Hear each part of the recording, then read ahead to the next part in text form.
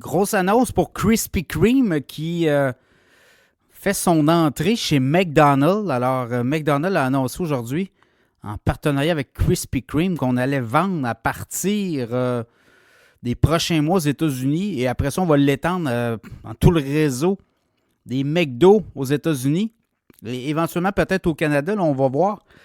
Mais Krispy Kreme, les beignes Krispy Kreme seront disponibles, seront mis en vente dans les McDonald's. Et ça, on étend le partenariat sur plusieurs mois, évidemment. Là, McDo étant très imposant aux États-Unis. On parle de 13 500 McDonald's aux États-Unis.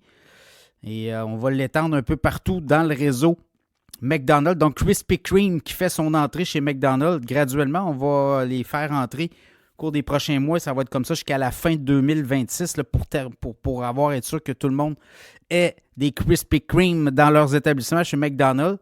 Quand même un gros contrat pour Krispy Kreme. On n'a pas dévoilé la valeur du contrat, mais l'action de Krispy Kreme aujourd'hui à la bourse Nasdaq a grimpé de 40 %.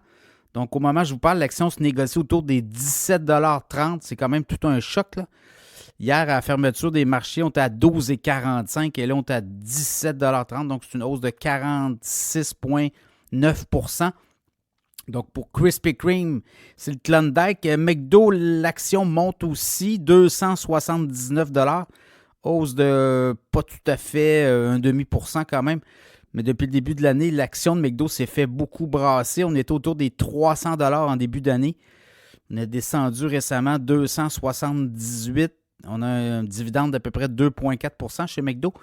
Depuis un an, le titre de McDo se fait beaucoup bardasser. On est allé à 2,75. On est monté à 300. Près des 300, on est descendu à 250. On est remonté. Et là, on descend. Ça fluctue beaucoup. Les résultats financiers de McDonald's le dernier trimestre sont déçus. Quoique quand même des très bons résultats. Là. Quand même 6,4 milliards de revenus sur 3 mois.